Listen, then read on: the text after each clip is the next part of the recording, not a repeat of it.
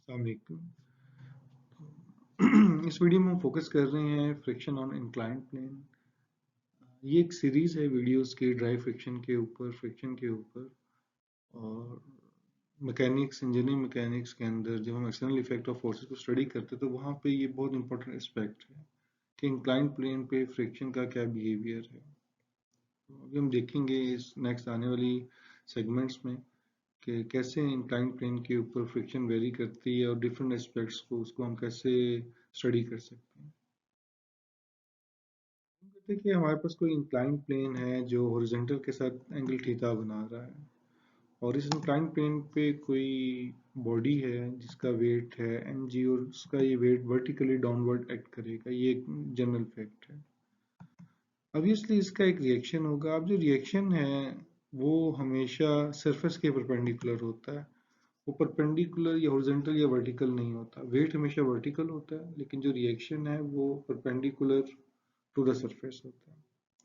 अब जैसे कि अगर हम देखें इस तरह की कंडीशन में वेट टेंड करता है मूव करने के लिए, लाजमी नहीं कि वो मूव करे, तो यहाँ पे एक फ्रिक्शन फोर्स उसकी अपोजिशन मौजूद होगी F।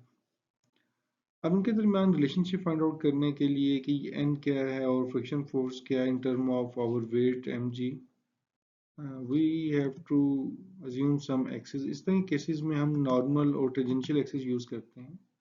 टेंजेंशियल एक्सिस हमेशा पैरेलल टू द सरफेस होते हैं और नॉर्मल जो एक्सिस हैं वो परपेंडिकुलर टू द सरफेस होते हैं।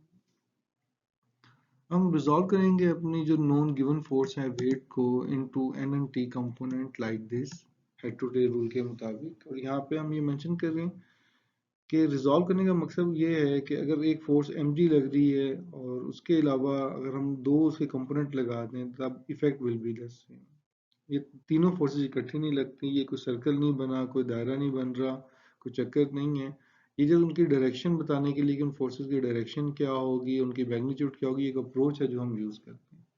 अब यहाँ पे सबसे बड़ा इशू है कि ये राइट एंगल ट्राइंगल है और हमें बेस और परपेंडिकुलर का उसके तक पता नहीं चल सकता कि हमारा एंगल अंडर कंसिडरेशन वो कहाँ पे लाई करता है। ये बहुत क्रिटिकल इशू है और बहुत सारे लोग इसमें स्टूडेंट्स जो हैं वो कंफ्यूज होते हैं।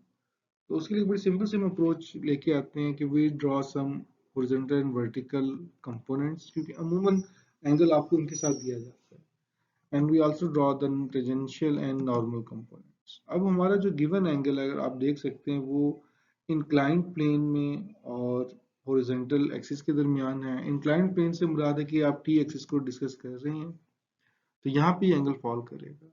अब देखिए, हॉरिजॉन्टल और वर्टिकल के दरमियान जो एंगल है वो 90 डिग्री होता है, तो ऑब्वियसली ये एंगल 90 माइनस थीटा होगा। सिमिलरली जो नॉर्मल एंड टेंजेंशियल कंपोनेंट्स हैं उनके दरमियान जो एंगल है वो भी 90 डिग्री होता है, तो हम इसमें से 90 में से ये एंगल माइनस करेंगे तो अगेन हमारे पास थीटा आ जाएगा। तो यह एक इंटरेस्टिंग फैक्ट है कि अगर आप मूव करें तो आपका एक एंगल थीटा होगा, उससे नेक्स्ट 90 माइनस थीटा, उससे अगला फिर थीटा होगा, 90 minus theta theta, 90 minus theta theta, 90 minus theta. तो इस तरह आप तमाम पॉसिबल जो कम्बिनेशंस हैं एंगल्स के वो आप फाइंड आउट कर सकते हैं यहाँ पर। और एक दूसरी अप्रोच भी है कि जो अपोजिट एंगल्स होते हैं, जैसे ये एंगल है और ये एंगल है, ये दोनों सेम होते हैं। यहाँ पे आप देख लें कि हमने जो 90 माइनस थीटा की अप्रोच से भी इसको वेरीफाई किया था। अब अगले स्टेप पे आते हैं। जब हमने ये डायग्राम ड्रॉ कर ली है, हमारी जो गिवन फोर्स है रिजॉल्व करने के लिए वो जो कि वर्टिकल है, तो हम देखते हैं वर्टिकल एक्सिस को। अब बेस्ट भी तो ये, जब आपको कोई न्यूमेरिकल एंगल होगा लाइक 30 का एंगल है तो यहाँ पे 30 60 30 60 36 फिर कोई इशू नहीं होता। लेकिन इस केस में थीटा और 90 माइनस थीटा है जो कि हमें कंफ्यूज कर सकता है, तो हम थीटे को देखते हैं कि वर्टिकल के साथ एन या टी में से कौन सा एंगल, कौन सा एक्सिस है जो थीटा एंगल बना रहा है। तो आप अगर ऑब्जर्व करें तो यहाँ पे ये एन एक्सिस है जो वर्टिकल के साथ थीटा बना रहा है, क्योंकि हमारी गिवन फोर्स वर्टिकल है। तो वर्टिकल और उसका एन कंपोनेंट जो कि ब्लैक लाइन से हमने शो किया हुआ है थ्रू आउट, तो हमारा जो एंगल होगा वो ये वाला है थीटा और ये ऐसे प्लेस हो जाएगा। अब जब एंगल यहाँ पे प्लेस होगा हमारे पास कंपोनेंट डायग्राम के अंदर, तो वहां पर ये जो हमारा एन कंपोनेंट है वो बेस बन जाएगा और जो ब्लैक से शो किया गया और जो रेड कंपोनेंट हमने शो किया है उसका टी एक्सिस को शो करा वो इसका परपेंडिकुलर बन जाएगा। जब हम फोर्सेस को रिजॉल्व करते हैं राइट एंगल ट्राइंगल के अंदर, तो हमें पता है कि बेस के साथ कॉस थीटा आता है और परपेंडिकुलर के साथ साइन थीटा आता है। नाउ ट्रेडिशनली हमें पता है कि sum of forces in three direction should be equal to zero because the block is not moving. तो यहाँ से हमारे पास थ्री डायरेक्शन में कौन सी फोर्स है, एक तो फ्रिक्शन फोर्स लग रही है जो कि पॉजिटिव है हमारे अज्यूम एक्सिस के साथ, और दूसरी हमारे पास वेट का कंपोनेंट है जो कि opposite to our assume axis है और नेगेटिव होगा, it should be equal to zero. तो यहाँ से जो हमारे पास फ्रिक्शन फोर्स है वो आ जाती है एम जी साइन थीटा से। तो हम देख सकते हैं कि what would be the angle, जो भी एंगल है उससे हम निकाल लेंगे कितनी फ्रिक्शन इस वक्त मौजूद है। इसके बाद अगर हम एन डायरेक्शन में समेशन करें तो हमारे पास एक अपवर्ड रिएक्शन है एन, और उसका कंपोनेंट है M G cos theta weight का, जो कि उसकी अपोजिट है। तो यहाँ से जो हमारा एन कंपोनेंट है वो एम जी कॉस थीटा से आ जाएगा। तो इससे हमें पता चलेगा क्या रिएक्शन है और क्या फ्रिक्शन हमारे पास है। द मोस्ट इंपॉर्टेंट फैक्ट हमने अपनी ड्राई फ्रिक्शन के कॉन्सेप्ट में जो वीडियो थी उसमें डिस्कस किया था कि जो मैक्सिमम आपके पास फ्रिक्शन फोर्स होगी उसका जो एंगल भी है वो मैक्सिमम होगा, और tan theta max is equal to force friction maximum divided by the N reaction is equal to friction coefficient of static friction of coefficient के बराबर होगा। तो यहाँ से हम कह सकते हैं कि जो हमारा फ्रिक्शन है वो tan theta max is equal to this relationship आएगा, और यहाँ से हमारे पास थीटा मैक्स आ सकता है। अब ये जो रिलेशनशिप है ये आखिरी बहुत इंपॉर्टेंट है।